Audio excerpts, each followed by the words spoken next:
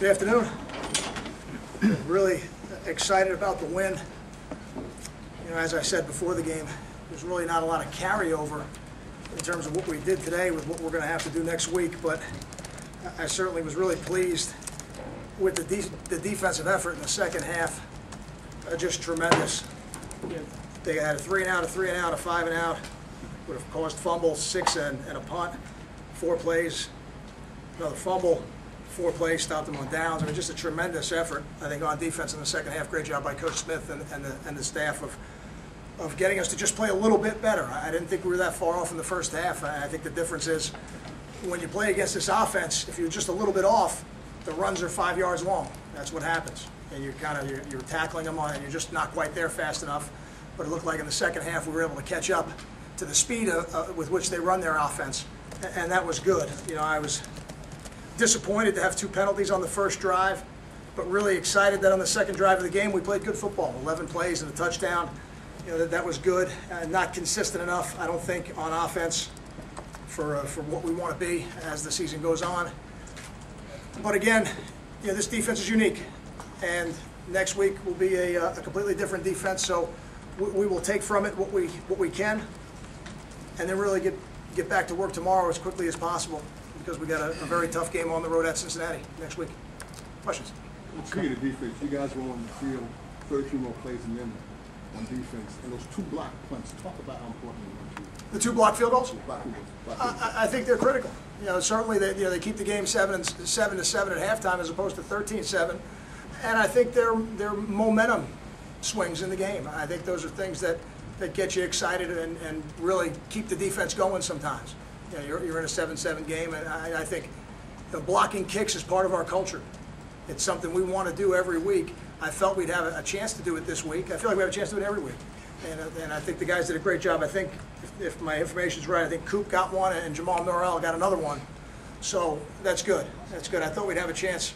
I thought Jeremy Deering was going to go on that kickoff return too, and just kind of got hit in the leg or the ankle, whatever it was, and they got him down. I thought we'd have another chance for another big play on special teams. But no, I think they're big plays in the game for sure. Anytime you can keep a team from putting points on the board, it helps. How much did you have to be patient with your offense this game and not try to get out of character? It was still 7-7 with 8.5 minutes to play in the game. Were you tempted to get a little out of character, or did you have to fight that? It felt a little bit like last year, and you were almost prophetic, you know, with what you asked me the other day about limited possessions. You know, when you go to halftime and you've only had 3 possessions in the game, you say, goodness gracious, you know, how many are we going to have in the second half? Could we have 3 again? And we were fortunate that wasn't the case. You have to. I think you have to be. I don't think you want to get outside your comfort zone, and unless you really have to. And we were fortunate. I think the defensive effort in the second half allowed us to do that. They allowed us to be a little bit more patient, because I had confidence that even if we did punt it to them, we were going to have a chance to stop them and keep it a 7-7 game until we could make enough plays. Kyle, in the second half, was it just a matter of being more precise, or were there any adjustments made defensively to slow them down? Oh, you know, I'm sure. I think there are always little adjustments that go on in every game, but I don't think there was any change in philosophy. There certainly was no change in scheme. There was no radical difference in how we lined up on defense. I just think we were able to see it a little bit better, and that's what happens when you play these teams. You hope you can just hang on long enough until you can see it, and then once you start to get comfortable with the speed of it, you have a chance to get stops. Coach, how would you evaluate Gary's performance? I mean, high completion percentage, game-winning touchdown pass, but it seemed like the game plan didn't really call for him to take many risks after last week's interceptions. I don't know if I agree with that, but I think every week I grade Gary on how well he runs the plays we give him, and I'm very pleased with how he played the game today. You know, the 1 interception is on the receiver, really not on Gary. It was a good pass. It should have been caught. It kind of gets tipped up in the air, and their kid made a nice play on it. But you know, we're pleased with what he did. You know, I think it's easy for a play caller to be aggressive when you're on schedule. But when you have the first drive of the game where we have 2 penalties on that drive, then the first drive of the second half we have a penalty. When you're behind the sticks, so to speak, it's hard to be aggressive as a play caller. It's just the percentages are against you. You got the more you stay on schedule, the more opportunities there are going to be to push the ball down the field. Kyle, with the halfback option at Jamison, was that something you guys have been working on, or did you see something in the Army defense? I don't know if there's anything specific to Army. It was a play we've had here before. I think I remember Cordell Young at Cincinnati in '08 threw it for a touchdown. And I think we're a team that does run the toss play, and I think most teams that do that have that toss pass, so to speak, in the playbook. So it's something we work on week to week, and if we see an opportunity in a game where they're supporting very quickly, it gives you a chance maybe to hit one.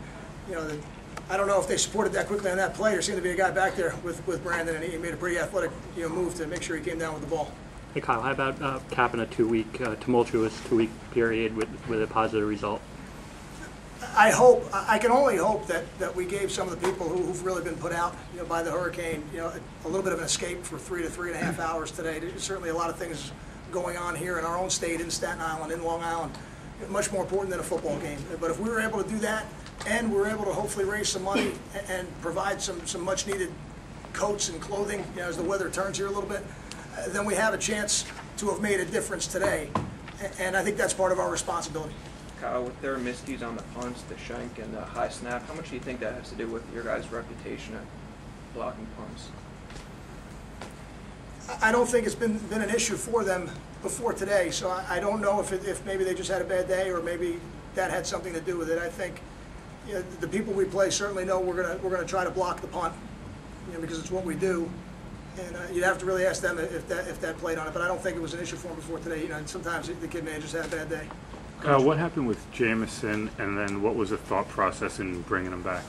I know you heard it looked like his ankle or something. Yeah, it was a lower body injury, and if he's not 100%, I have a lot of confidence in Savon to go in there and do a nice job running the ball, which I think he did. And then there was a point where we felt like he was 100%, so we give an opportunity to run the ball a little bit more. Coach, if you look back on this, do you sit there and say we escaped in a game where we didn't play our best, or how do you look at it? Oh, I think if you say that, you're not really giving them the credit that they deserve. I think if you put the film on and you watch them play game in and game out, Coach Ellerson's got a really good football team.